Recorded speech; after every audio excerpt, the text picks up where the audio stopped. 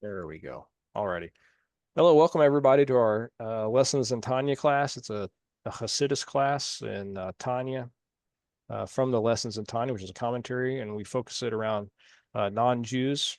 And we finished up chapter 23 last week or last time we met, and we're going to start chapter 24. I forget offhand actually what we were talking about last week. Uh,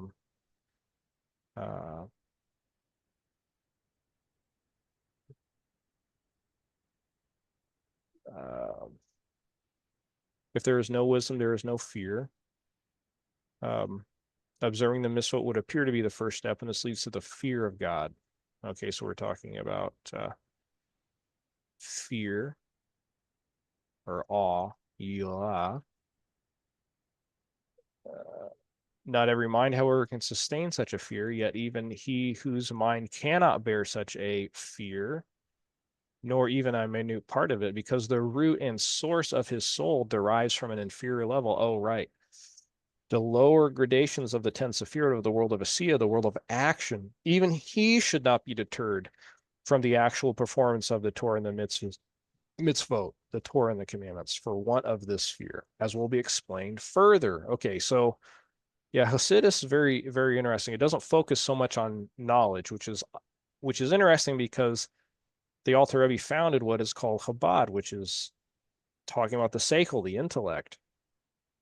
But it kind of goes in reverse, which is you do your utmost with the abilities that you have, particularly your mental faculties. So while it is important to study Torah, you do your utmost, and it does not mean you have to be some Talmud Chacham, some great Talmudic sage. What Hashem wants is just for you to do your utmost, because that's what brings about unification.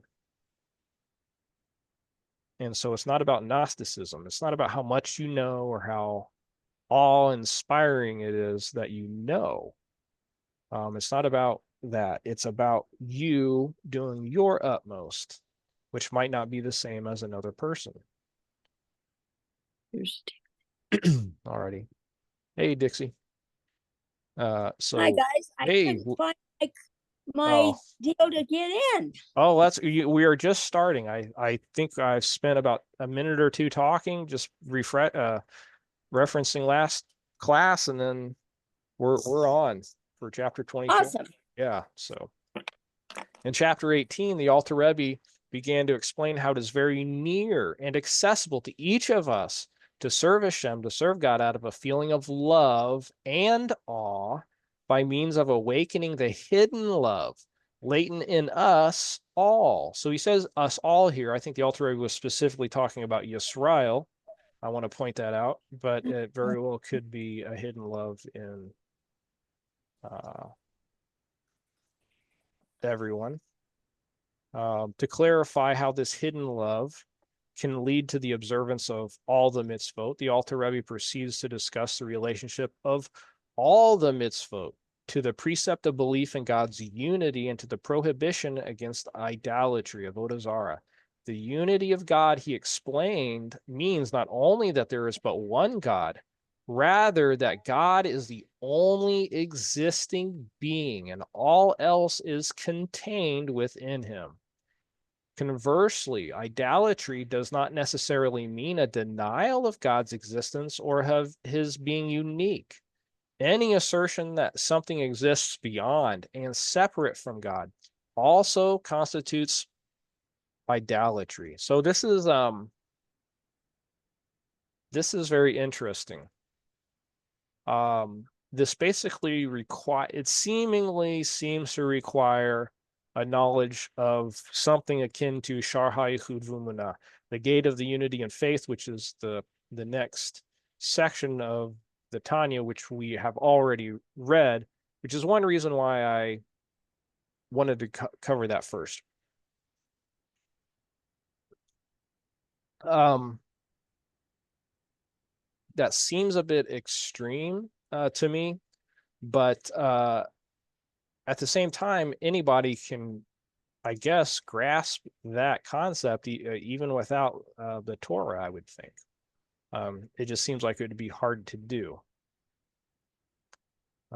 Even Hasidei Motalam, the kind ones of the peoples of the world, even though they don't have Torah, they can still have they still can induce an awe of God and find this path, even though technically Hasidei Motalam say God of gods, and they don't unify, they don't create the unification, which is why they're still in the Ha'olam, the world, the Helem, the concealment. Going beyond that, that it appears to me that would be called Gerus. Okay, which is sojourning with Hashem at that point. You're unifying. The unity of God, let's hear. No, wait, we're right here. Okay, so that constitutes Avodah Zarah.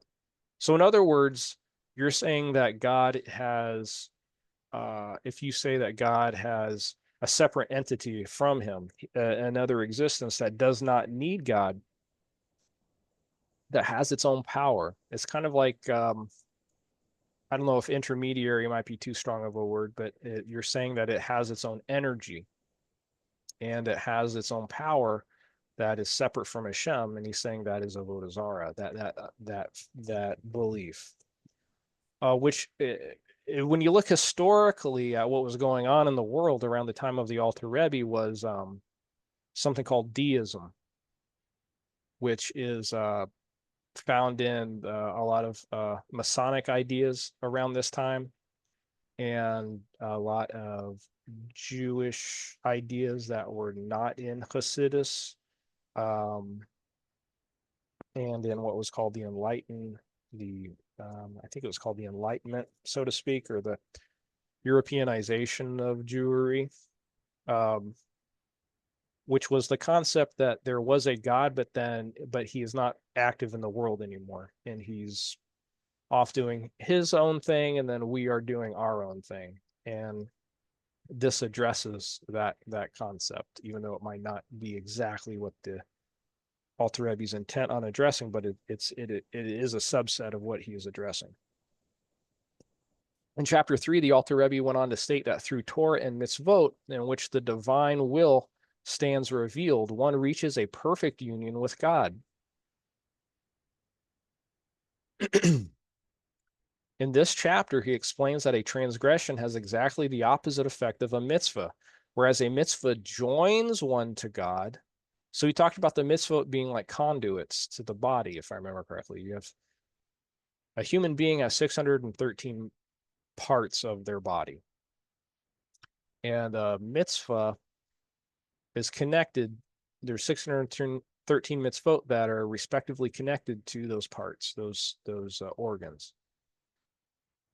So when you're doing mitzvot, you are unifying, using that conduit, you're unifying and revealing godliness. Whereas a mitzvah joins one to God, a transgression severs one from him. Again, this is going to be from the perspective of the human, because nothing can truly be separated from Hashem's perspective.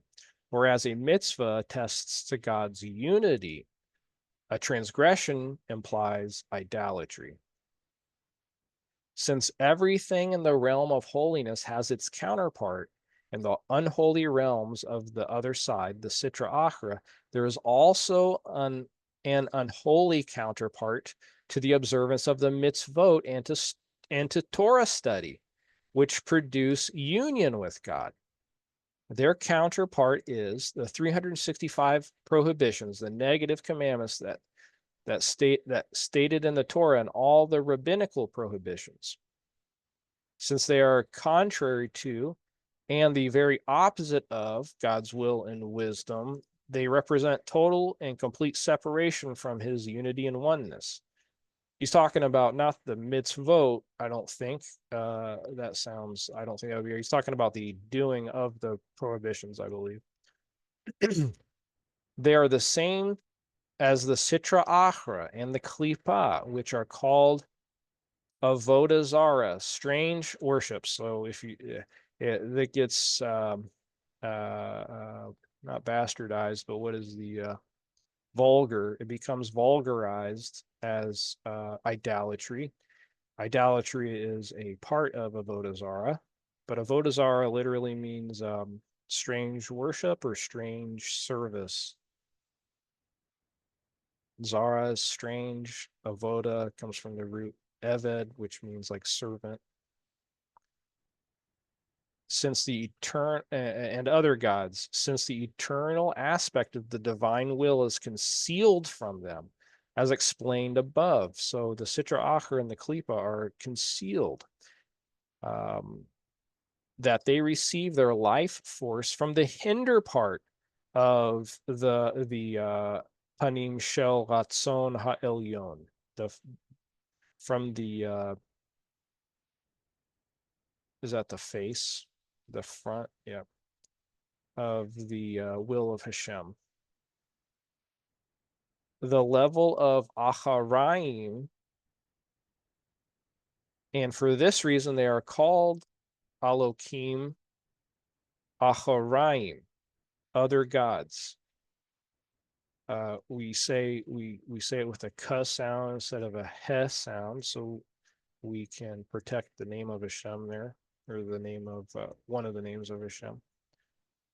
Just as the forbidden actions themselves represent separation from godliness, so too the three garments of a, oh my goodness, the klipot, the nefesh, oh, okay. The three, okay, I'm going to read it in English and then we're going to go over it in Hebrew a little bit. So too, the three garments of a Jew's soul, it says Jew's soul, but of a Yisrael actually, which stems from the klipa of Noga, namely the thought, speech, and action that are clothed in, i.e., that think, speech, or act in violation of the 365 Torah prohibitions, or if any of the rabbinic injunctions, the deraisa, the written and the rabbinic. Okay, why is this important for non-Jews? Because there are certain non-Jews that their souls, their nefesh behemoths, their animal souls, just like Yisrael's animal souls, emanate from the Noga as well. So, and it's important to note, and I was pointed this out once from a rabbi, that the soul is not klipa. The soul is derived from the klipa.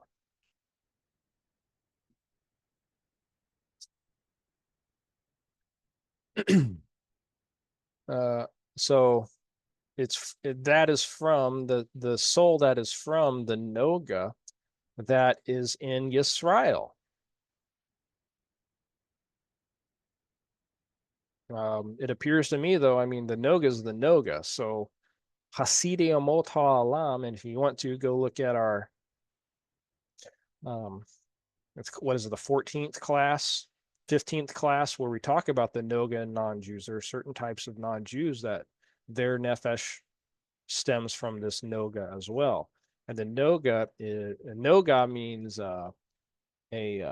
shimmering, it's a shimmering light. It's not a pure light, but is a shimmering light that shimmers apparently through this klipa. So you can see godliness, even though it's diffused, it's not clear, but you can see it through the klipa.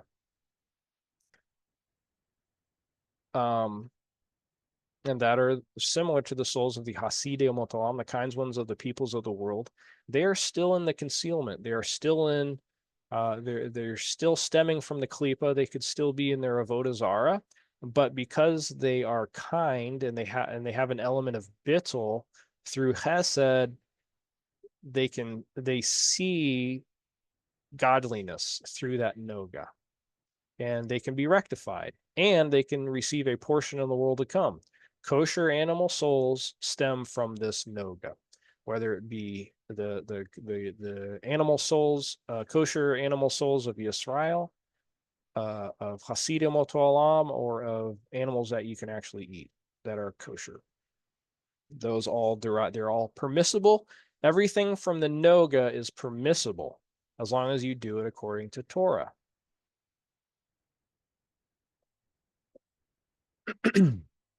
things that are not permissible, that are involved in negative commandments, derive from the three completely impure klipot that does not have that noga aspect. So I hope I didn't talk too much about that, but namely the thought, speech, and action that are clothed in. So there's three garments of this soul.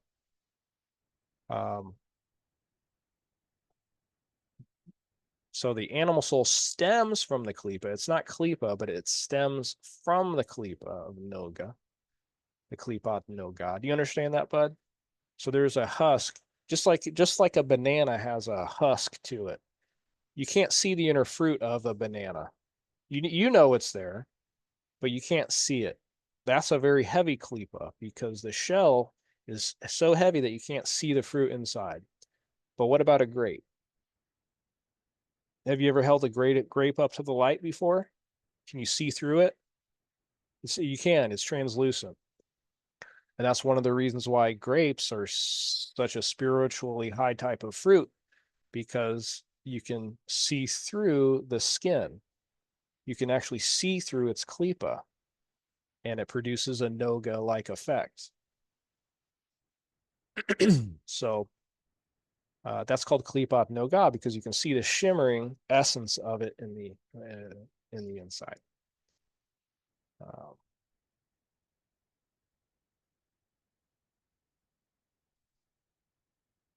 Okay, i.e., that think, speak, or act in violation of the 365 Torah prohibitions or any of the rabbinic injunctions.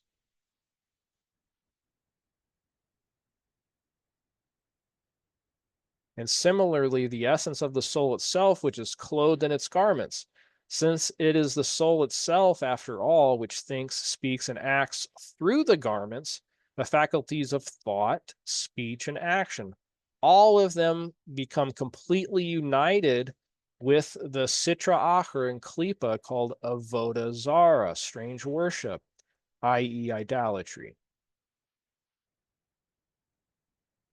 But it's really called strange worship here. This is one of those like phrases that gets I used the term bastardized earlier, but it's vulgar. It's vulgarized. And when things are vulgar, they have a tendency to lose their real meaning. So it's best to think of it as avodah zarah, strange worship, stemming from the Sitra Achra. And the reason why is because people think, oh, idolatry is a specific type of thing. And that's actually one of the reasons why it brings this confusion, right? Because people think, oh, well, I'm not bowing to an idol. Well, the Alter Rebbe is saying it doesn't matter what, even that you're bowing to an idol. It's like that you have this thought that Hashem is not one, heaven forbid, or that he shares powers with other entities. Like, they have power unto themselves in reality, heaven forbid. Not only are they united with the klipa and thus equal to it, but furthermore, they become secondary and subordinate to it and much lower and more debased than it. So they're serving the klipa. They think that their life force is coming from this klipa. It would be like eating the peel of a banana and thinking it's like, oh, that's great. I was like, no, you're missing the stuff underneath the klipa, right? Not only are they united with the klipa and thus equal to it, but furthermore, they become secondary and subordinate to it and much lower and more debased than it. For the klipa is not clothed in a corporeal body, and hence is more exposed to the divine light. It knows its master and does not rebel against him, God forbid, by any independent act of sending its evil messengers other than in the service of Hashem.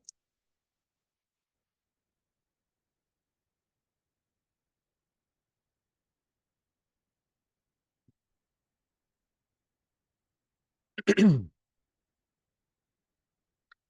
to make sure I understand that. So the klipa knows its master. It knows what its job is. The klipa itself does. The problem is, and like I pointed out earlier, the problem is when your soul thinks it is deriving from the klipa. is when it thinks its life force is from the klipa. That's the problem. Does that make sense? So the klipa has a job to do. You're not supposed to be worshiping that.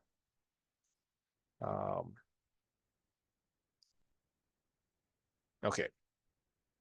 Any evil act of the Sitra Achra is performed only in the service of God. Thus, the klipot that are not clothed in a body cannot rebel against God's will. Only the animal soul clothed in a human body can do so. Hence, it is even lower than the klipa. It suckles off that klipa, which you don't want to do. So did Bilam, saying, I cannot violate the word of Hashem. So if you remember, Bilam was apparently not a very nice guy, and I don't know the exact details, but that's the way it goes. And although the klipot are called avodah zarah, idolatry, which is a denial of God, yet they refer to him as the God of gods, indicating that they do not deny him completely.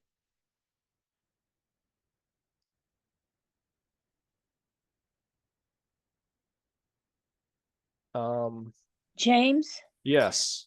would that be like Christianity because they Yes. don't deny him completely? They don't know. They don't understand. Yes. It's talking about this. It is talking about anything. I don't know if necessarily Alter Rebbe's focused on Christianity here. I actually think he's focused on, like what I said earlier, which was the I think it was called the Hashkala movement, or I'm probably not pronouncing that right, but there was a Europeanization of Jewry. They would call it an enlightenment, but in fact it was the opposite. And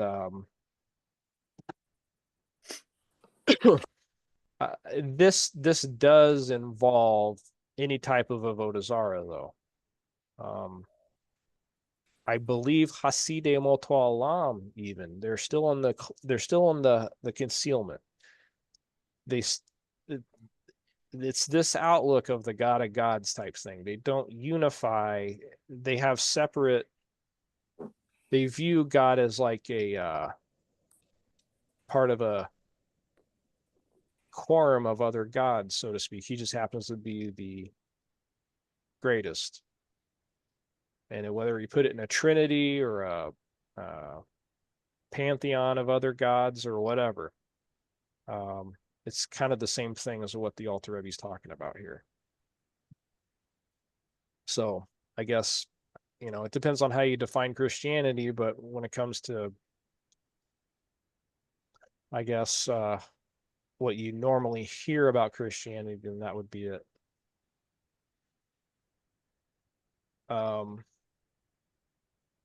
Yeah. But I believe this phrase is mentioned in when it's defined about Hasidim Oto Olam, which is interesting because it's also said that Hasidim Oto Olam enter a portion of the world to come. And it's because a portion of the world to come isn't necessarily the end all be all place. You still can have learning to do.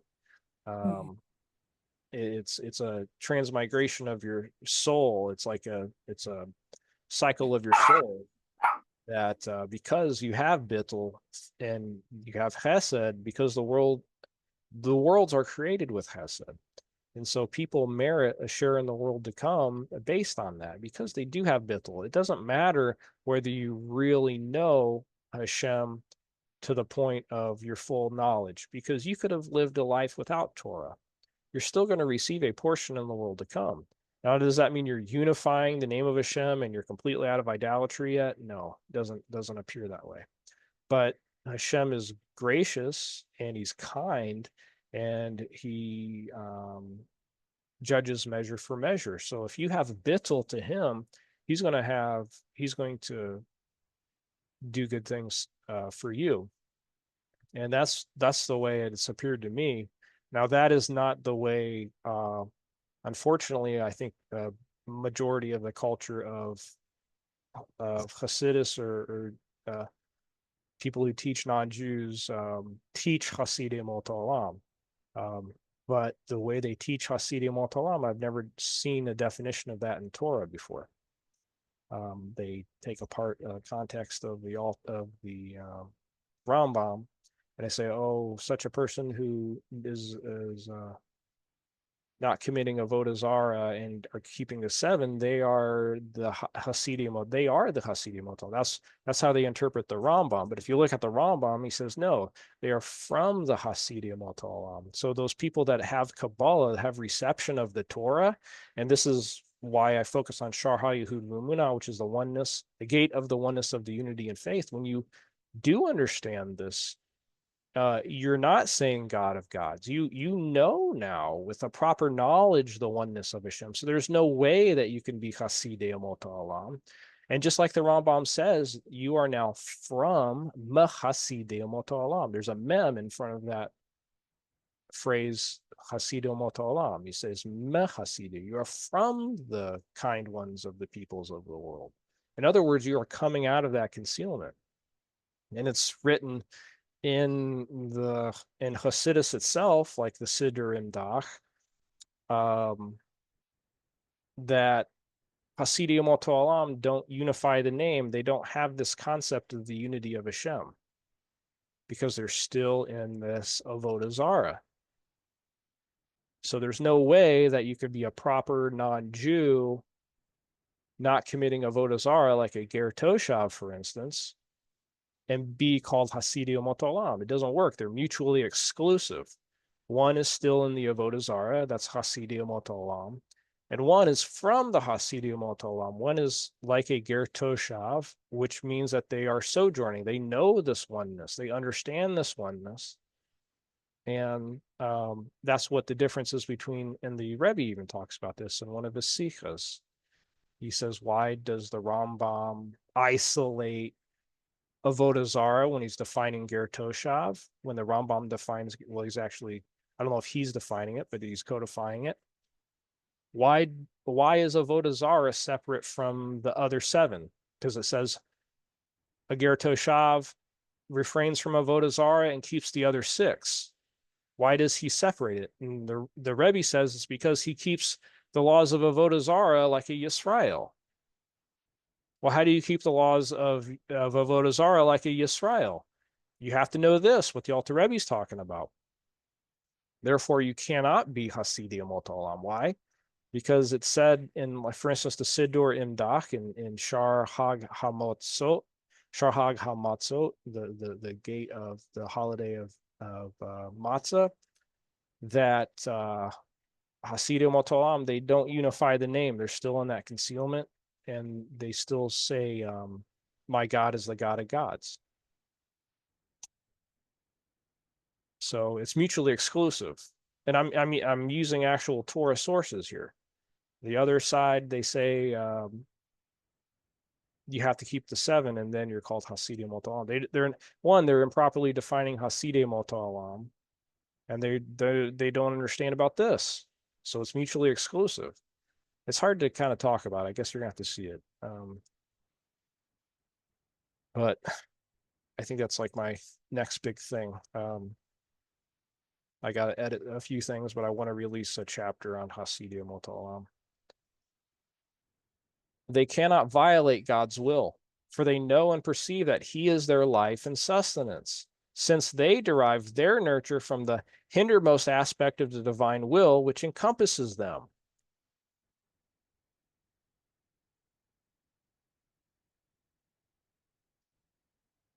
It is only the sustenance and life force that is within them, i.e., the internal life force which constitutes the identity of every created being, as explained in chapter 22, that is in a state of exile, so that they regard themselves as gods, which is a denial of God's unity.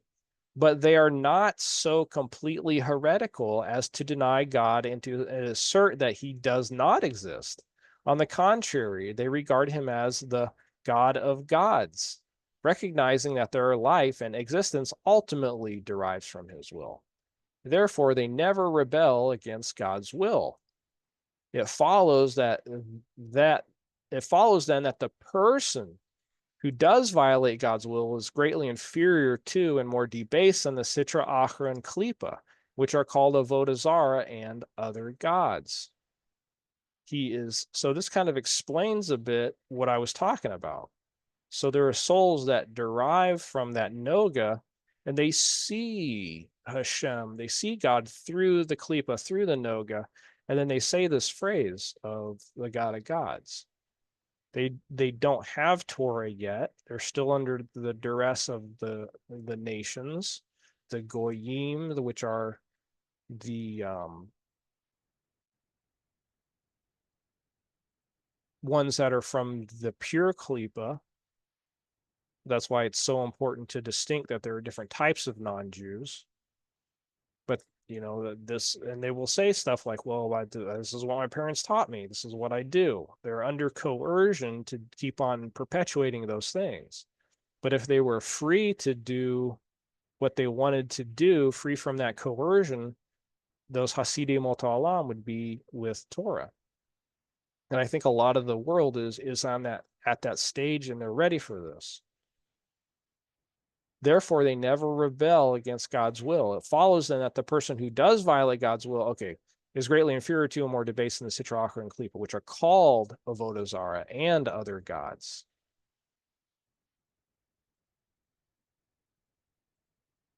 He is separated completely from God's unity and oneness even more than they are, as though denying his unity even more radically than they, God forbid. This is similar to what is written in Etz Chaim Portal 42 in the end of chapter 4, that the evil in this corporeal world is the dregs of the coarse klipot.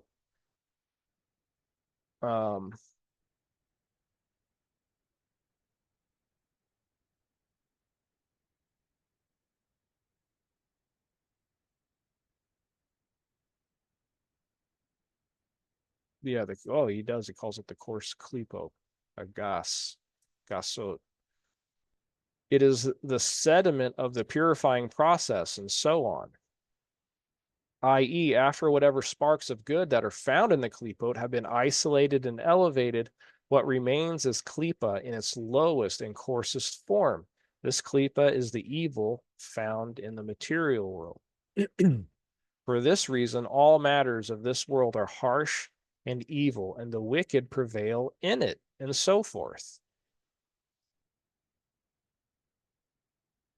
The wicked are strengthened in it. This explains the commentary of our sages on the verse, if a man's wife turns aside and commits adultery, no man commits any transgression unless a spirit of folly has entered into him. The sages thus related the root turns aside, tiste, I hope I pronounced that right, to shtus, folly. So it's a play on the letters.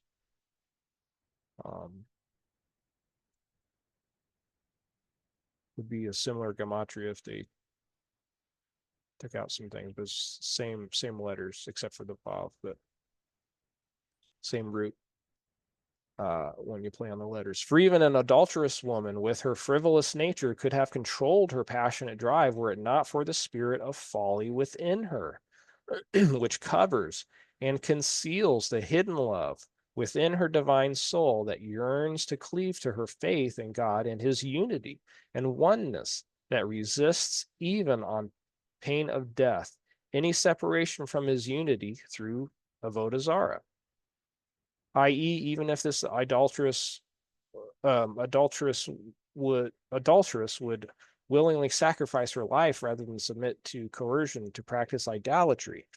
Even if this avodah zarah would consist merely of an empty act of prostrating herself before the idolized object, without any belief in her heart in the validity of idol worship.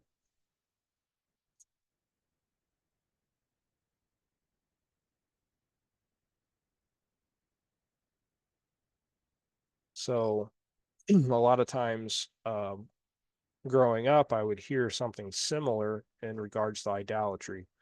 Well, it doesn't matter whether I bow down to an idol. What matter? God knows my heart, and I know it's not an idol, but I'm going to do it anyways. That is a common theme within Catholicism. That's avodah zarah. With your whole being, you can't separate your being and just you can't cheat on your spouse and be an adulterer, and then you go back to your spouse and you say, well, it wasn't in my heart to cheat on you, but I did it. Like, do you think your spouse is going to be like, oh, that's okay, oh, okay. That's not going to work. Now, if her hidden love of God has the power to enable her to face death rather than be separated from him, surely then it is within its power to overcome the temptation and lust for idolatry, which is a lighter suffering than death. May God protect us. It is only the spirit of folly, i.e., the notion that her sin will not tear her away from godliness, that leads her to commit adultery. It might be argued, however, that she differentiates between idolatry and adultery. She regards the former as much more heinous and thus more certain to tear her away from God than the latter. Perhaps the differentiation, that not the spirit of folly, is why she would sacrifice her life rather than practice idolatry. Yet at the same time, she would not sacrifice her temptation for adultery. In answer, the Alter Rebbe states, the distinction she makes between the prohibition against adultery and that against idolatry is also but a spirit of folly stemming from the klipa. It's shtus, a ruach shtus. So there's a ruach hakodesh, and I'm assuming this ruach shtus is the opposite. And that's a common theme, right? There's an opposite. When things bifurcate in this world, there's a opposite, right? It renders her insensitive to the enormous breach between herself and God that is created by every sin. If she were aware of this breach, she would certainly overcome desire and refrain from sin. Yet the spirit of folly, the Ruach HaShtus, envelops the divine soul only up to, but not including, its faculty of Chokhmah, which, as explained in chapter 18, represents the power of faith in God. This faith is unaffected by the spirit of folly, by the Ruach Shtus, because of the divine light that is enclosed in the faculty of Chokhmah, as explained above. So I'm wondering if that's the godly soul it's referring to. Therefore, when confronted with a matter that directly bears on her faith in God, such as idolatry, where the spirit of folly is powerless, she would willingly sacrifice her life. But when faced with the temptation for adultery, where the spirit of folly can and does conceal her faith in God and her hidden love for him, she succumbs. As stated, the subjective distinction between the two stems from foolishness and insensitivity. In truth, however, even he who commits a minor sin transgresses the divine will, and he is completely sundered from God's unity and oneness, even more than the Sitra Achra and Klipa, which are called strange gods in Avodah Zarah, since Klipa does not violate God's will, whereas this is lessons in Tanya, but this is interesting. Note to focus on that Klipa is actually a part of God's will. It's what the lessons in Tanya is saying. Whereas he does, and more than all things of this world that are derived from them. So this is important to know. Namely, the unclean cattle, beasts, and birds, and the vermin and reptiles, which all receive their life force from the three completely unclean klipot. So if you remember, there's like I said earlier, there's two major categories of klipot. You have the klipa noga, which is a shimmering husk. It has you can see it's not transparent, but it's translucent. It's like a frosty light. and the lights would have like a frost on it or whatever. You can't actually see the filament, but you can see the light that it gives off. That's kind of like the noga, the klipa noga. But then you have this other group of klipot, which are completely impure. They are completely unclean. Gimel tamim klipo. Gimel, I think I don't forget if I butchered the grammar there, but Gimel klipot tamayim, the three impure klipot.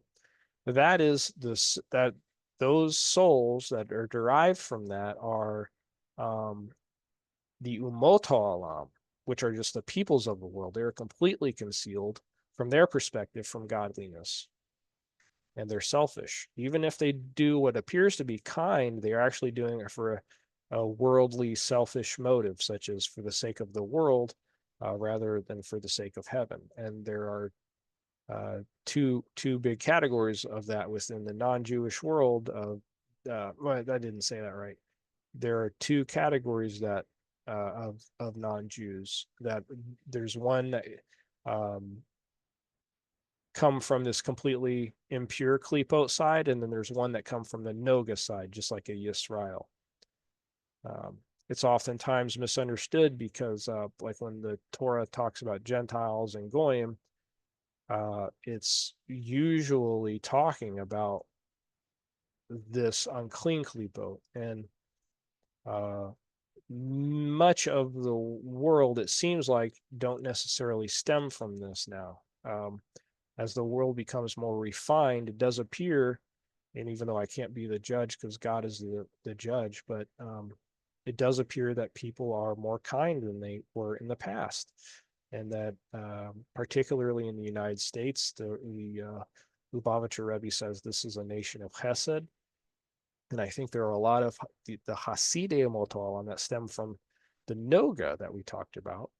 The Hasidei Motolam, the kind ones of the peoples of the world, they receive a portion of the world to come. That's that other type, the selfless type. They would sacrifice themselves for the greater good of. It would be better that their fellow were not need their help and things for the sake of heaven. As our sages have said, when a man sins, he is told, the gnat preceded you. The simple meaning of the statement is you have no cause for pride, even though lowly gnat was created before you. But the deeper spiritual meaning is that the gnat takes precedence over the sinner in rank, as the Alter Rebbe goes on to explain. I'm assuming it's because the gnat is doing what he's meant to do, whereas the person who sins is not only not doing what they're supposed to be doing, but they're feeding off what they're not supposed to be feeding off from, which is the klipa. This means that even the gnat, which, as the Talmud states, consumes food but does not excrete, indicating a klipa, which is the height of selfishness, it does not give anything of itself, which is the very lowest form of klipa, as is far removed from holiness, which characteristically gives of itself even to those from it. For holiness implies humility, which leads to kindness and to benevolence, while klipa represents egocentricity and selfishness. Now, even the very lowest klipa, symbolized by the gnat, takes precedence over the sinner in the order of descent of the divine life force from the divine will, the histalshalus. This means that the klipa, oh, there we go, get Ernestine back in here. This means that the klipa, symbolized by the gnat, derives its life force from a higher level of godliness than that from the sinner, from which the sinner is sustained. And surely the other unclean creatures and even the ferocious beasts are higher than the sinner. All of these do not deviate from their divinely intended purpose, but obey God's command, although they cannot perceive it. For the animal cannot perceive God's command, yet their spirit perceives it.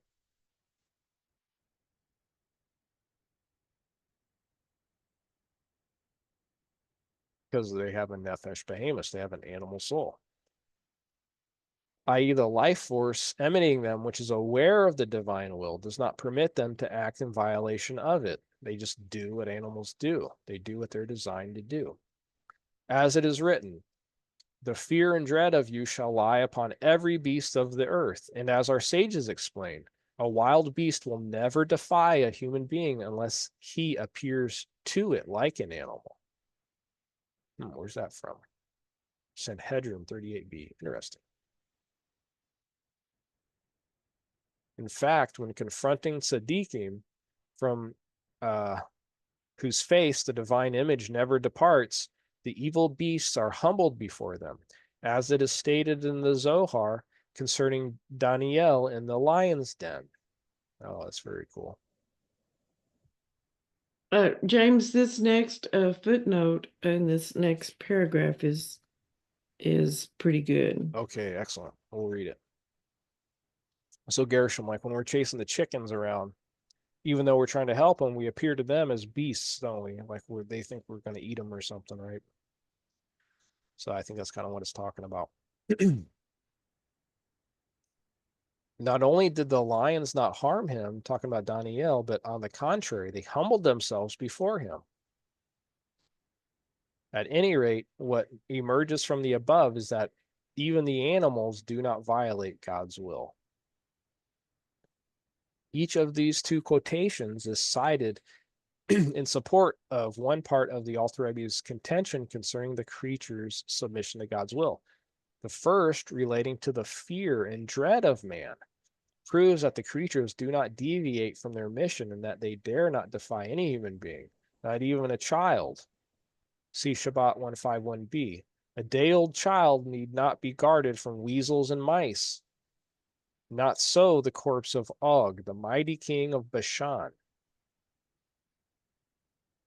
The second, relating to Daniel and the lion's den, demonstrates that their spirit sees to the extent that they can discern whether the godly image rests upon one's face, in which case they actually humble themselves before him, or whether this image is absent, in which case they will merely not defy him, but will also not humble themselves before him.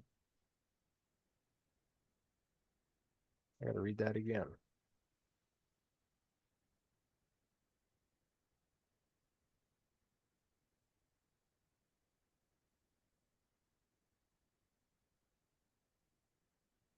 Oh, so it's about giving a command and then not listening and not humbling themselves as well.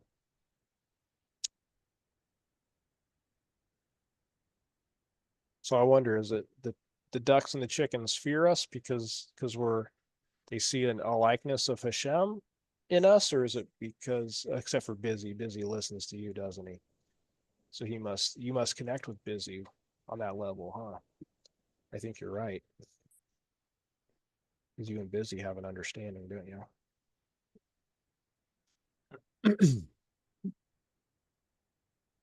It is thus clear that he who sins and transgresses against God's will, even in a minor offense, is at the time he commits it completely removed from the divine holiness, meaning God's unity and oneness.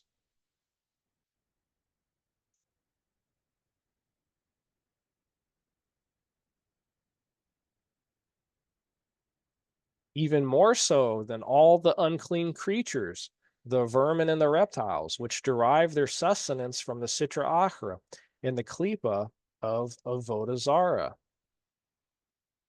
All the aforesaid demonstrates how one's hidden love for God can enable him to overcome his desire to transgress any sin, when he considers that thereby he becomes separated from God. Even more than the unclean creatures, he will recoil from every sin, just as he recoils from the thought of idolatry, because of his awareness that it represents an attack on his love of God and his faith for him. You know, I want to say something kind of tongue in cheek, but this would I would think this would mean that non-Jews would have this hidden love, even though it might be a deeper hiding. But if not, then it means that they're acting similar to these unclean animals, right? It's like, well, they're not being bad. So it's like, okay, go ahead and do your avodah zarah or whatever. But I don't think that's the James, case. can you expound on that a little bit? What I just said? Yes, please. Well, I don't have a verse for this. I'm just using kind of formal logic here. But if human beings, if all of humanity is supposed to abstain from avodah zarah, then it appears we do have this hidden love, no matter what kind of human you are, Jewish or non-Jewish. Because if you didn't have this hidden love and you couldn't obtain any other way than to suckle off the klipa, then that klipa would be considered good for you, heaven forbid. And it wouldn't be one of the 7 commandments, or you wouldn't even have any commandments, because you would just be living your life with your animal soul, doing what your animal soul tells you to do, living for the klipa, whatever the klipa tells you. In other words, you wouldn't have any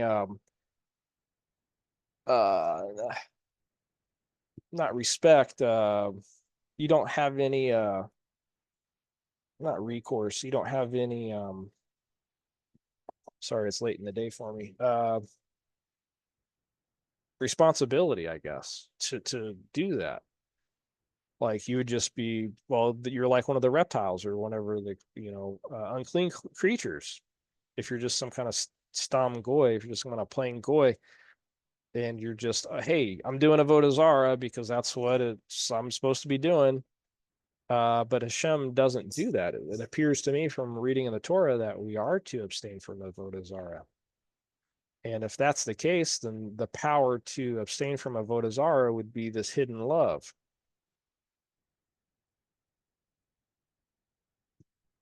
Does that make sense? In other words, if we're supposed to not be doing avodah zarah, then we have a higher goal, Jew or non-Jew. Okay. I'm not saying I found that verse, but I'm just, like I said, I'm just using formal logic here. In other words,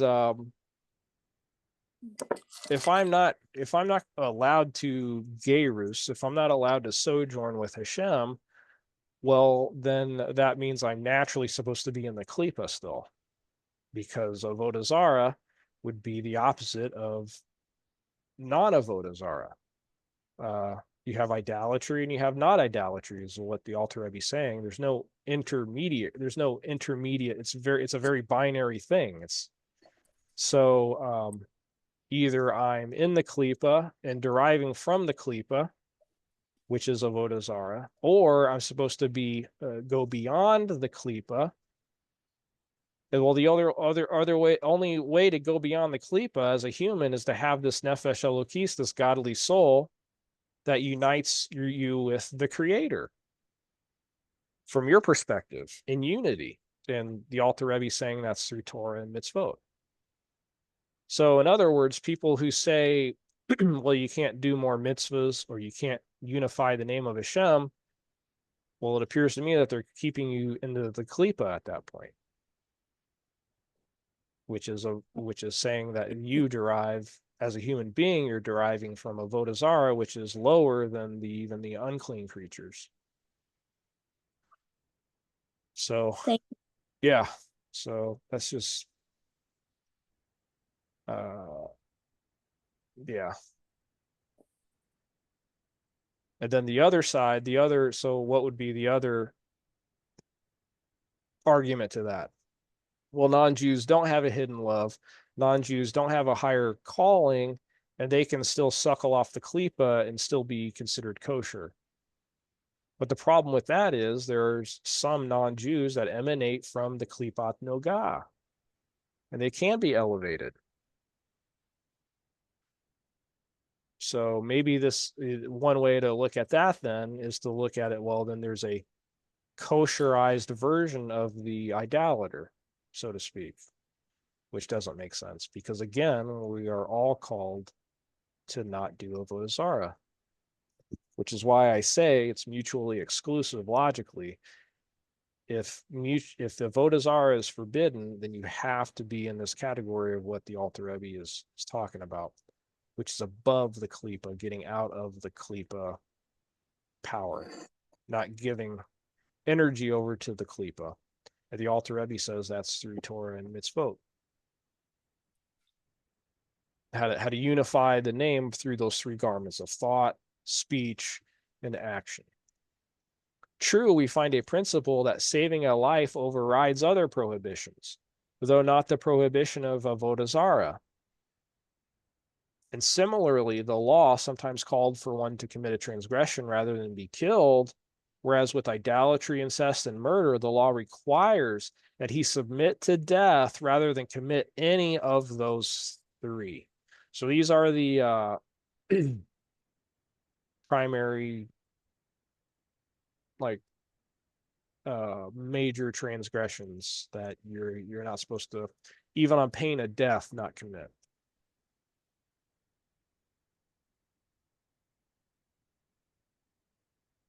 This would seem to indicate that the Torah itself distinguishes between idolatry and most other mitzvot, commandments. While the Alter Rebbe previously states that the idolatrous who makes such a distinction has been blinded by a spirit of folly, for in reality, every sin tears one away from God in the same way as idolatry. So he is creating the binary argument here. In the following paragraph, the Alter Rebbe states that there is no contradiction here.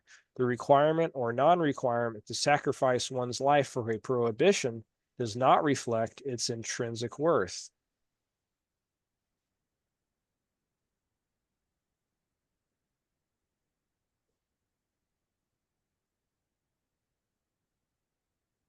In other words, the Alter Rebbe is ultimately saying that the mitzvot in ultimate reality, there's a calculus, there's a limit to infinity where even the most minute transgression from the perspective of the person,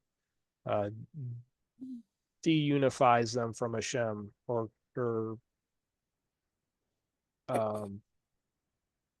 conceals Hashem from their perspective. This fact that saving a life overrides other prohibitions is because, as the sage explains, the Torah declares, desecrate one Shabbat for his sake so that he may live to observe another Shabbat.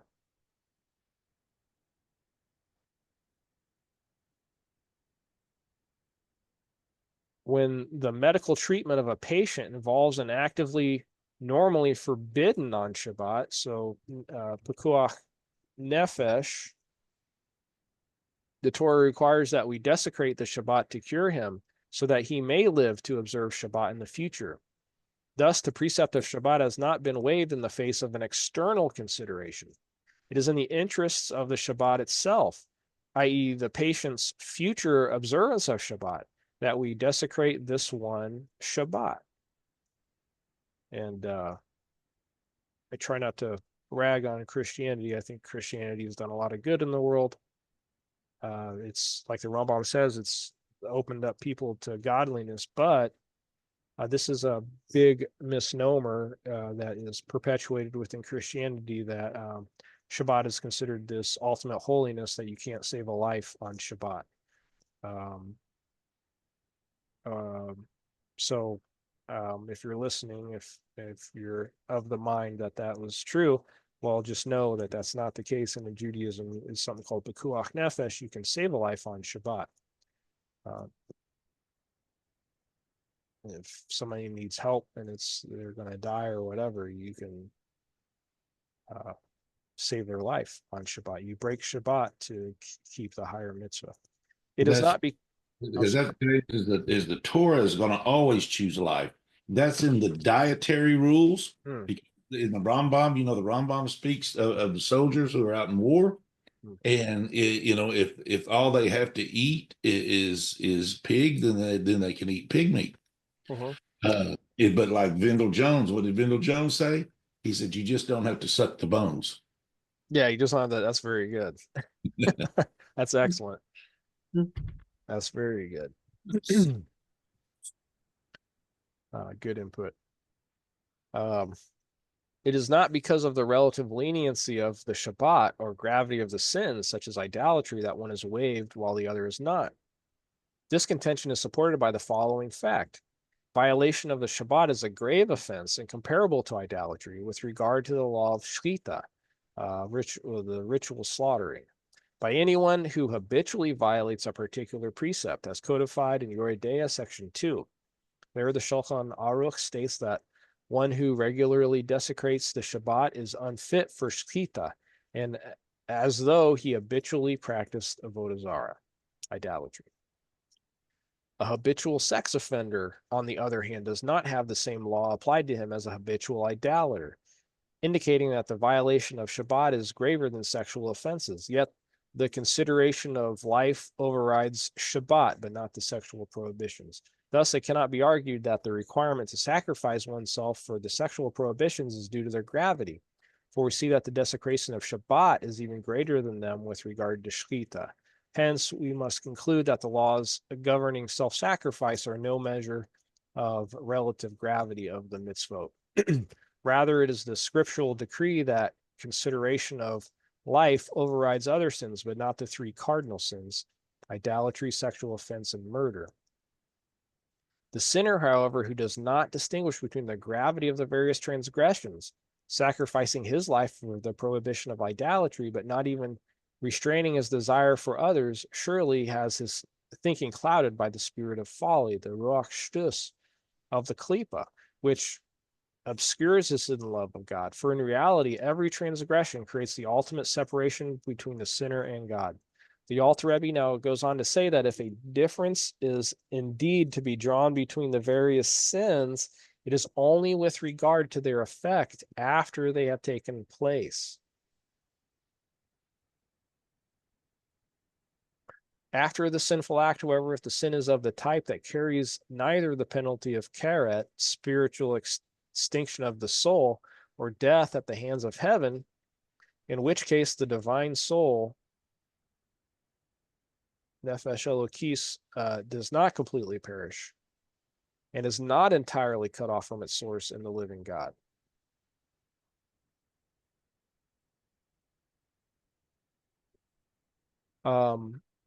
So this is what I was talking about earlier, where the Alter Rebbe was talking about it, but I'm pretty sure this is where he's talking about it. Chochmah, I think he said it was unaffected. I think this is, because didn't we learn that the Nefesh Elokis is enclosed in Chochmah? In which case the divine soul, the Nefesh Elokis, does not completely perish and is not entirely cut off from its source in the living God. This is a big deal because what do we know about the hands of heaven? It says that about Goyim, that it says Goy sha'asek betorah zhag nita. And the rabbis say it's well, you're not actually killed. What do I translate that as? The idolater should not deeply involve himself in the study of Torah. He's worthy of death. Well, a lot of times people will say, well, you're not murdered for it physically, you're just murdered by the hand of heaven. Well, that's actually worse than being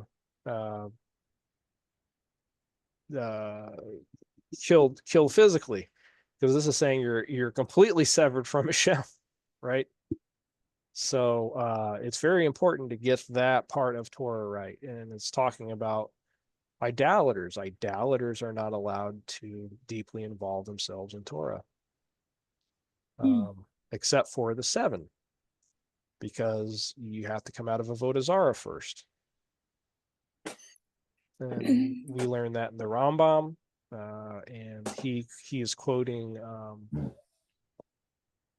I think it's Sanhedrin there. He's quoting the Talmud. Was it Sanhedrin 56? I think. But it's not talking about all non-Jews. Unfortunately, in the English, it's translated as Gentiles or all non-Jews. It's not. It's talking about idolaters.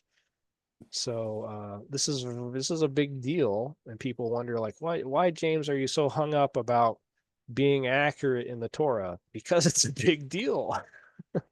If people are telling you that you're going to die by the hand of heaven, this is that's a big deal, and it's not something that you should be taken flippantly. It's just not a flippant thing. It's not a poetic thing. I battle that all the time, James. If you just wouldn't believe how much I know. is out there, and I combat it every time I come across it. Yeah. And it's sad because the Jewish community, in the most part, sees it that way, and they don't think it's a big deal. But the Jewish community, generally, what I've found, is not ready for this, and the non-Jewish community isn't ready for this. And that's why I'm trying to be very diuk, very accurate in what the Torah actually says. And what's going to happen is, and I'm not a prophet, but I can definitely see using, like I talked about my logic earlier, so I have a good aspect of my mind where I can logically see patterns. The negative aspect is that gives me anxiety. But one thing I see, particularly on social media, is that there's many non-Jews that are seeing from the Jewish perspective what the Torah says about non-Jews. And unfortunately, this is one of those perspectives that is wrong. So what happens is a lot of non-Jews that are being labeled as anti-Semitic, and they are anti-Semitic, but when you understand why they're anti-Semitic, it's because they are seeing the non-Jew here. Actually, let's just click on what I'm talking about. A Gentile, the Akum She'asak B'Torah as Hive Misa. That's translated, though, into English as Gentile. Well, the non-Jew, let's call him a anti-Semite, okay? They want to do justice, and when they see injustice, particularly if they're derived from Esav, they're going to go to war, and that's going to really make them mad, and they're going to become anti-Semitic, and they're going to do something about it. The problem is, this is not what it says in the Hebrew. This is talking about idolaters, and the idolater that involves in Torah is worthy of death. He should only involve in the Sheva mitzvot that were given in their 7. This is talking about idolaters. This is not talking about all non-Jews. So this does a great harm to the Jewish and non-Jewish world, because the non-Jew, because they're ignorant of Torah, when they come across their first thing of Torah is actually something that is wrong, even though they don't know it, it's a perversion. And so they see this perverted side, or I shouldn't say perverted side, they see this perverted version, or this, what's the word I talked about earlier, but not a bastardization, even though it is, a vulgarization of the Torah. They're not seeing Torah clearly. They're not really seeing the Torah. And so this is creating anti-Semitism. And that's one of the reasons why I'm very diuk and very accurate in trying to say, okay, this is not talking about all non-Jews. This is talking about a certain type of non-Jew. There's not really any akum that exists today, because even people that are doing avodah zarah, they don't really know what it is they're doing. And the Talmud talks about this in Hulin.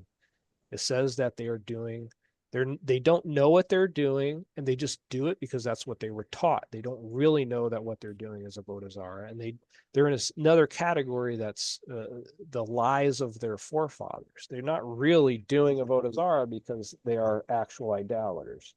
So there are really very few people that are actually idolaters today. Nonetheless, people still should be involved in the 7 at first. But this is huge. Like, and you guys have seen this over the last really couple of years. Anti-Semitism is exploding. But why is it exploding? It's because they are getting into the Torah, but they're not really getting into the actual Torah. They're getting into these perverted translations. And I'm not saying that all the translation is bad. 99.9% of the translation is good. And thank God that Eliyahu Taggart does this translation, or I wouldn't have as great access to it. But I can see, which is something that I don't think very many, I'm not saying I'm like gifted or something. It's just kind of like where I am in life. But I can see what's really going on in the Hebrew. And this is very important. Not many non-Jews can go between both worlds. It's important that you can go through these both worlds so you can rectify what's going on here. This is an idolater. This does not mean a Gentile. It should be translated, idolaters who study the Torah are obligated to die. They should only be involved in the study of their 7 mitzvahs. And you say, well, James, that's not true. You're going against Judaism. You're going against the culture of Judaism. I might be going against the culture of Judaism because the culture of Judaism right now is translating it this way, and it's wrong. I hate to say it, but it's true. And we know this even from the next halacha of Torah, of the Mishnah Torah here. We should not prevent a what? A ben Noach? They're calling it a Noahide, but a ben Noach and an Akum, people are saying, oh, it's the same thing. It's just Akum. That's why we say Gentile, because Akum is actually just a censored version of Ben Noach, and Ben Noach is every non-Jew, and then you got the Akum Goy, he's all non-Jews. Well, let's see what the Rambam says. He says a Ben Noach here can do more mitzvot, which we don't want to talk about right now. But he says this Ben Noach, if he wants to, he can give tzedakah. And he's using the term Ben Noach here all the way through here. He says, however, an Akum, oh, wait a second. I thought a Ben Noach was an Akum. According to Jewish culture now, a Ben Noach just means all non-Jews. Akum, that's just a censored version of all non-Jews as well. No, it can't be, because it's mutually exclusive right here that the Rambam is talking about 2 different non-Jews. They have 2 different dinim. A Ben Noach can give tzedakah to Yisrael, and Yisrael can keep that tzedakah. Not only that, but Yisrael has a mitzvah to sustain the life of that Ben Noach, like a ger toshav, because that's what the command is from. Ger asher besharecha, the ger that is in your gate. That's what the mitzvah is from. Okay. However, there's an akum, an idolater, and in some translations, it has the uncensored version that says just goy. Well, that gives it a dead giveaway as well. Okay, we're talking about a lesser type of non-Jew called a goy, and that's what goyim are. The goyim does not mean all non-Jews. It's like so frustrating. You're bringing anti-Semitism onto yourself when you start talking about all non-Jews being goyim. Stop it. You're going to get somebody killed or get another Jew killed. Stop it. And however, the akum, the goy that gives tzedakah, Yisrael cannot keep it. They have to give it to the akum poor. Different dinim, different types of judgments for different types of non-Jews, the Ben Noach and the akum. And this akum guy here, he's the same akum that's up here. Akum. I don't know if you guys can read the Hebrew or what, but it's the same acronym. Eved kohavim umazolo. Eved kohavim umazolo. Eved kohavim umazolo. The servant of the stars and constellations. So this is huge. And like, it's so frustrating because like I said, I can see what's going to happen. And this is going to, and the good news is, here's the good news. The good news is, it's going to be scary at first, but the good news is non-Jews are going to get into the Torah. It's said around the time of Sukkot that the whole world, all the goyim, all the nations are going to surround Jerusalem, and they are going to wage war. They're going to want to wage war or whatever. I forget exactly what it says. It's going to be around the time of Sukkot, and it says like around the 3rd day of Sukkot. It's in the Siddur, the Sukkot Machzor. this is what's going to happen. And I see it happening today. Go into social media and you see some non-Jew trying to fumble through the Hebrew, and you think I'm bad, but they see these non-Jews fumbling through the Hebrew and they can't read. They don't even know what they're talking about. What do? They go to translations that Jews write. And it's like you're shooting yourself in the foot, guys. Like, stop it.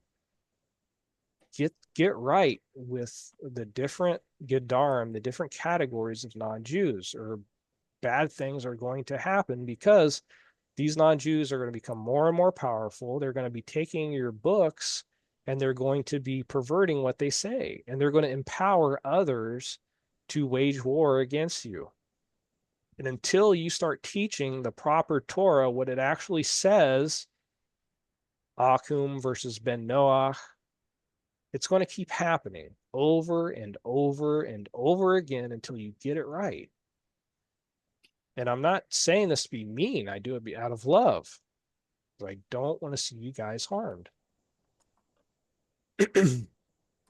Okay. So got that out of my brain for tonight. I'll be back at it in the morning. Yeah. So that's what I'm talking about here. So death by the hand of heaven. And so you'll go, oh, it's not that big of a deal. It's not like we're going to actually physically kill you. You're just going to be cut off spiritually. Well, the spiritual cutoff is worse than the actual physical. So it's a big deal. It's a big deal. Don't talk about it. It's not Torah based. Read the Ritva on Makot 9a, and you'll see that there are different Gedarim, the different definitions of non-Jews. And I've wrote about it. I made a video about what the Ritva says there. Okay.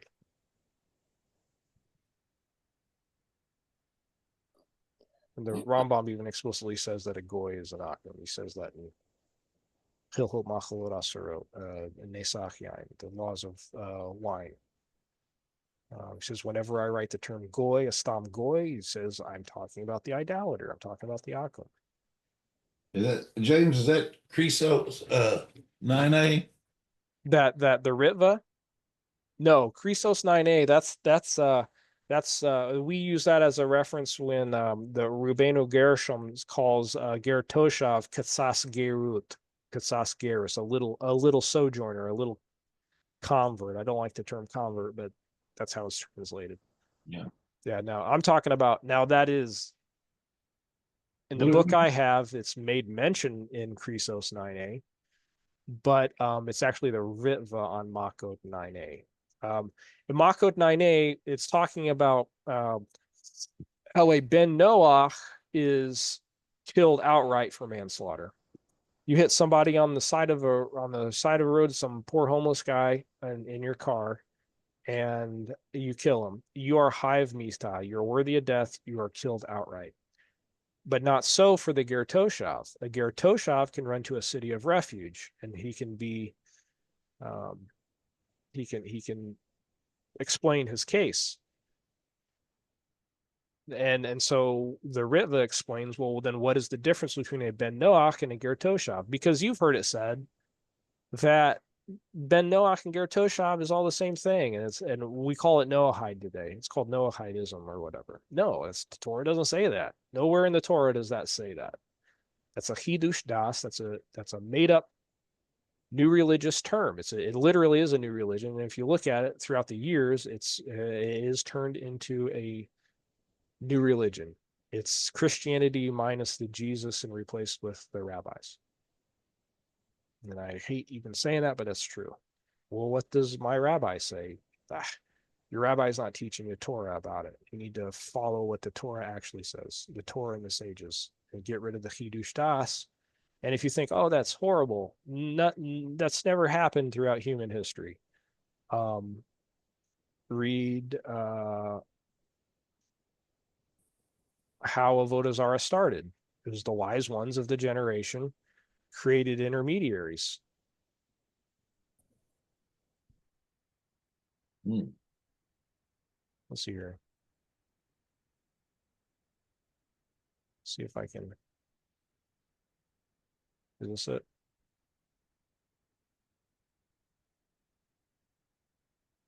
Yeah. So we're in the laws of Avodah Zarah, the laws of Akum. It says it depends on which version of the Mishnah Torah. But then, and Russell, you posted this. Yeah.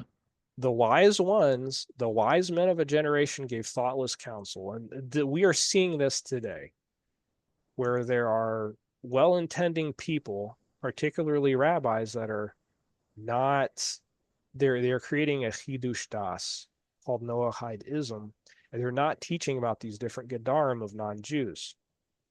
And what's happening is there are non-Jews on the outside that are seeing it from that perspective. They're not taking the bait, and they're becoming anti-Semites. And they're saying no. And they're saying Noahidism is the new slavery for non-Jews, and they go into all the non-Jewish tropes and all the Talmudic tropes, and it's just feeding the flames of anti-Semitism. And pointing this out right here, that they are the ones that, giving bad information, that just feeds that anti-Semitism. Is that what you're saying? Yes. The Noahide-ism, even though they might mean well, is feeding anti-Semitism, because deep down there are many non-Jews who are Hasidei Emot Olam. They see Hashem through the Noga. They have an essence of justice, but it is so coarse and so unrefined that when they see the veil that has been placed over the Torah that is perverted, when they see the I can't believe I'm forgetting this word throughout tonight, but the vulgarization of the Torah, they see it as that's what the Torah actually is, because they can't read Hebrew. They can't see what the Torah actually says. They can only see what the rabbis have vulgarized. And so, the rabbis would never do that. I'm sorry. And I hate pointing this out. Like, I hate having to go and beat this dead horse or whatever, but they do. This is the example. There's not the Torah rarely, I have never seen it say Eino Yehudi. I've never saw it say non-Jew. It always says either the Akum Goy or the Ben Noach or the Ger Toshav in regards to non-Jews. If you do not see that in the English translation, then you need to be focused on it and say, what is the Torah talking about? Because it will never say Gentile in the actual Hebrew. It's going to say Akum Goy, or it's going to say Ben Noach, or it's going to say Ger Toshav. And so we are in this right now.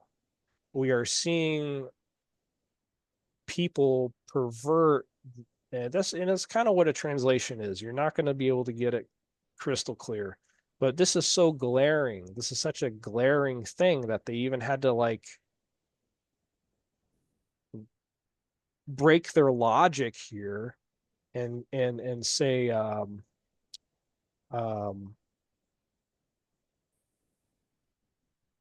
idolater. They call the Akum an idolater here, which is correct.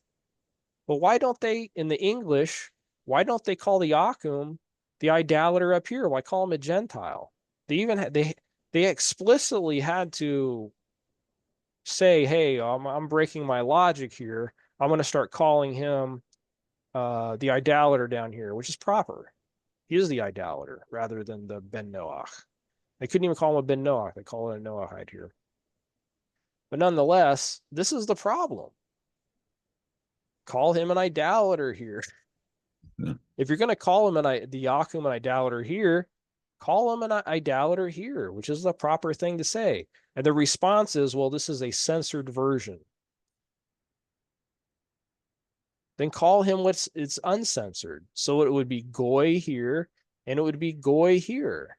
And then you have the Ben Noach here. At least it's clear. And technically it is Goy, because Goy is an idolater. That's why we have 70 nations, because they don't see Hashem as king of the world. They think another king is king of the world. And so they rally around that king. That's what a nation is. It's somebody who rallies around a different king. They got their own king.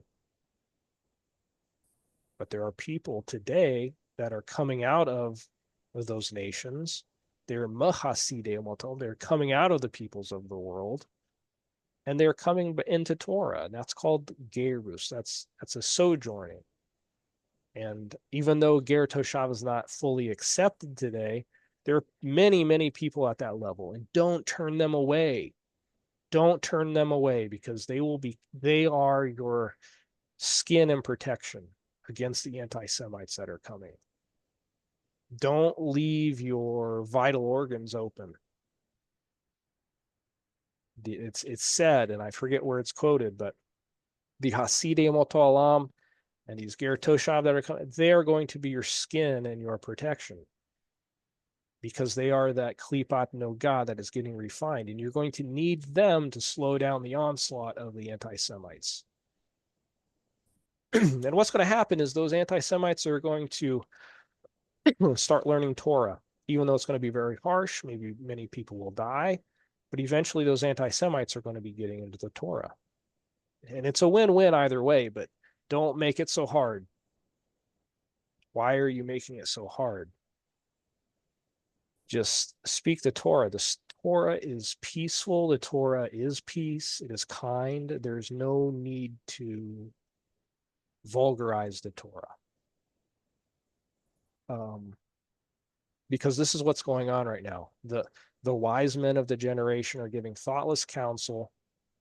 They're creating Hidush Das. They're creating an Avodah Zarah because they think people aren't ready for it. So they're trying to give them like a lesser religion called Noahidism, because they don't think that they're ready, or they can't handle the actual Torah. So they're vulgarizing things. They're creating intermediaries, a shituf, which is also forbidden. You got to go through me, go through your local Rav. People cannot, non-Jews throughout the world, even if they can go to a Jewish community, they're not going to be able to live with the way things are going. They just can't function. And the only way to get to it is to actually learn the Torah. And again, what the Alter Rebbe is talking about is learn the Torah to your level. And there are many non-Jews, including myself, we're not going to become a Kohen Gadol or whatever. We're probably not even going to be fully keeping kosher, as old as I get. If you keep the 7 laws right, they say you are. Well, you're like the Kohen Gadol, I guess. Yeah. Just missing. That's funny. You're right. That's a good point, Russell. It actually does say that. Where's that in Avodah Zarah, I think. Well, that too, and in the Rambam. There's 2 points. I think there's 2 places. I think it's 8:10, something like that. Yeah. That's funny. I thought about that but this is the way out of Golis, and it's hard because it means that you're going to have to allow certain non-Jews to be able to read the Torah. But here's the thing, the Torah does not forbid it. It only forbids idolaters. And so you got two modes of function as a Jew. Either you treat everybody as an idolater or you don't. And if you're going to treat everybody as an idolater, the non-Jewish world is going to get pissed. They're going to get mad because there are non-Jews who are not idolaters, and it's unjust. And heaven forbid Israel would act unjust, because if you act unjust to the ignorant, they're going to act unjustly towards you. And because they are coarse and they are unrefined, everything is hive misa for them. Everything is worthy of death. And you see it all the time on social media. Somebody commits a sexual violation. Oh, he should be hanged, dragged through the street, things like that. What I'm talking about is like these more minor violations compared to like Avodah Zarah, right?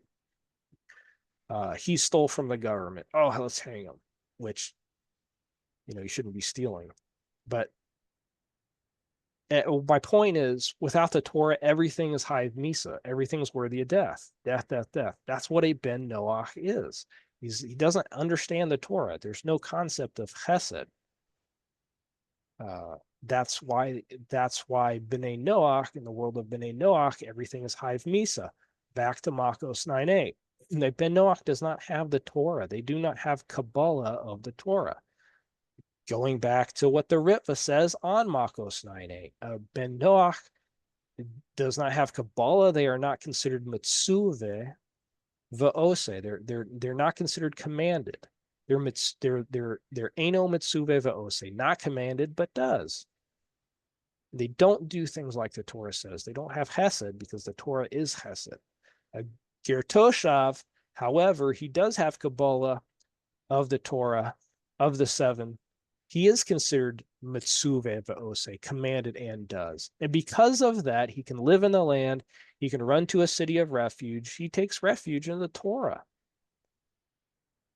This is so critical. And people are not getting it. I have to say it. People are going to say, I get it. There's going to be Jewish rabbis right now. There's going to be rabbis that's wrong and all this. But if you really listen to what I say and look up the text, you'll see that I'm right. And it's not me that's saying it, but it's what the Torah actually says. So don't take my word for it. Actually look into the Torah. I don't have to answer. I'm just some non-Jew fool, right? Okay, just go look what the Torah says. Take the verses that just look them up for yourself. Don't trust me, right? I'm not asking anybody to trust me, but look up the Torah sources for yourself, right? I'm just a non-Jew in Little Hick, Indiana, and what do I know, right? And so what I did was I said, okay, I don't know anything. Let's go into Torah. Let's see what the Torah says. So, and I'm getting frustrated because I see it. I see it on social media more and more. There's some anti-Semite the other day, 500,000 views on easy to defend tropes that have been spread through thousands of years against Jews. But because, I hate to say it, but because rabbis are not translating it properly, they're getting non-Jews, because they are ignorant of the Torah, they're getting a misrepresentation of what the Torah actually says. There's no reason to mistranslate the Torah today. Just stop it. Yeah. Just stop it. Like I feel like I'm watching a train wreck in slow motion. Okay. Maybe we can get through this. I'm sorry, guys. It's so frustrating. Okay. So that's what I was thinking of when it comes to the hand of death or the hand of heaven there. In which case the divine soul does not completely perish. It's not entirely cut off from its source in the living God. However, apparently it's alluding to that if it is by the hand of heaven. Except that through sin, its attachment to the source and its connection with it has been weakened. Again, I think it's talking about the nefesh elokis that encloses itself in the chokmah. In the case of such a sin, the Alter Rebbe concludes, after a parenthetical note, the animal soul and the body can rise out of the klipa and unite with the holiness of the divine soul. The difference between, on one hand, the sins carrying the penalty of karet or death at the hands of heaven and other sins is explained elsewhere as follows: the connection of the divine soul with its godly source is comparable to a rope woven of 613 strands. Wow. Each strand representing one of the commandments. Every sin severs a corresponding strand. When one strand is broken, the entire rope is weakened, but not severed entirely. The penalties of karet or death at the hands of heaven, however, cut the rope entirely, so to speak. In the following, which kind of explains why Eved Kohavim Umazalot, why idolaters shouldn't be deeply involving themselves in Torah study beyond the 7. You're in a place where you should not be. You're going to create a chidush das, and you're going to lead a lot more people astray. In the following note, the Alter Rebbe states that the varying degrees of severity and the punishments imposed for various sins correspond to the blemish caused by each sin. The purpose of punishment is not the punishment per se, but purification of the soul from the blemish which the sin brought about. Thus, the greater the blemish, the more severe the punishment. Hey, Gershom, how much further do we have until the end of the chapter, bud? Okay, thank you so much. Corresponding to the extent and specific nature of the blemish caused by the sin in the soul and in its source in the supernal worlds. Oh, am I still recording? Yes, thank God. Are the various purifying processes and punishments in purgatory or in this world, i.e., suffering of the soul in purgatory or one suffering in this world whose purpose is to purify the soul. For each transgression and sin, it's appropriate punishment for the purpose of cleansing and removing the stain and the blemish caused by that specific sin. Similarly, the blemish caused by the sins carrying the penalty of death at the hands of heaven or carrot varies from one sin to another. To return to our original point, after the sinful act, in the case of these sins which do not carry the punishment of carrot or death at the hands of heaven, the sinner's animal soul, which animates the body and is clothed in it, as well as his body itself, the goof, his goof, return and rise from the Sitra Achra and Klipa, whereto they descended when the sin was committed, and they draw closer to the holiness of the divine soul, the Nefesh Elokis, soul that pervades them. The divine soul always believes in the one God and remains faithful to him, even while the sin is being committed. So there's always a Nefesh Elokis. The Nefesh Elokis is truly united with Hashem. It never gets severed from Hashem. It can never be corrupted. And I think that's why I'm venturing to say, if I remember correctly, that is enclosed in Chokhmah. And that's probably the whole purpose of carrot, right? Because it cannot ever be fully brought down into that lowest level. It has to be severed. That's my guess. I don't know if the Alter Rebbe is going to get there or not. For it is only the animal soul via the body that performs the sinful act.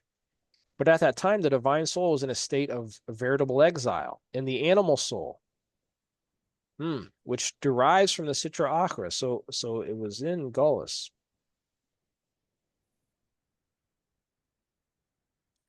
Which derives from the Sitra Achra, which causes the body to sin and drags it down with itself to the lowest depths. And I think it's talking about the animal's soul it drags down, not the divine soul, which is now in exile. That's my guess. So low, in fact, that it is even lower than the impurity of the Sitra Achra and the Klipa of Avodah Zarah. May God preserve us. I believe, and I think as it is describing what I was talking about earlier, I think that is kind of destroying carrot.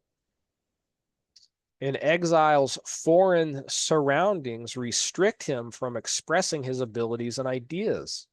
Similarly, the Nefesh Elokis, the divine soul, which is in exile within the animal soul when one sins, is unable to express itself in mastery of the body and in harnessing it from the service of God by reason of the foreign environment of the klipa. So it's bound. It's like it's chained or some such. It does use the term exile, though. So there is no greater exile than this exile of the divine soul, the Nefesh Elokis, within the Nefesh Behemoth, the animal soul, that is brought on through sin. It is a plunge from a lofty roof to a deep pit. For as explained earlier, the source and root of all Yisrael is the divine wisdom from Chokhmah, of the upper, the divine wisdom. And God and his wisdom are one and the same. I'm assuming it's talking about chapter 2. Yeah.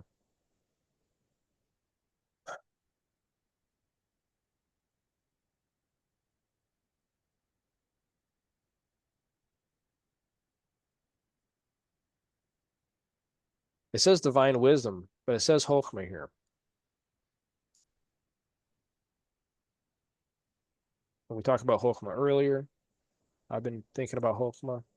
It is comparable to one who seizes the king's head, drags it down, and dips his face in a privy full of filth, the ultimate in humiliation, even if he does it only for a moment. For the klipa and sitra achra are called vomit and filth, as is known.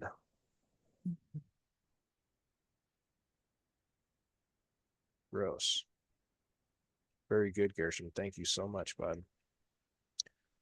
My son is such a good student, such a good young man. Similarly, when one seizes the divine soul, which stems from divine wisdom, the king's head, and through his sins forces it into the klipa, a privy of filth, he brings upon his soul the most unspeakable humiliation, even if he does so only for a moment, for afterward the soul rises out of its exile. We thus see that the differences between the various sins apply only after the sin has been committed. During the act, however, every sin tears one away from Hashem. Since every Israel is endowed with a hidden love of God, by virtue of which he wishes to be constantly united with him and never be separated from him, not even for a moment, he can employ this hidden love in fulfillment of in fulfilling all the mitzvot and avoiding every sin, as the Alter Rebbe concludes in the following chapter. Wow. Chapter 24. That was 24. Yeah. Well, thank you for Very good. Yeah, thank you guys. Thanks for sticking with it. And or sticking with me, I should say, because I know I rambled, but I don't know. No, that was good. There's a lot of good information in there. Mhm. Yeah. Really was. We appreciate it. I hope. Yeah. After you turn off the recording, I have some questions. Oh, sure. And so thank you all for being here. Thank you, Dixie and Russell and Teresa and Ernestine. I appreciate it. So thanks for being here and helping me. And I'm going to stop recording and God willing, see you guys next week.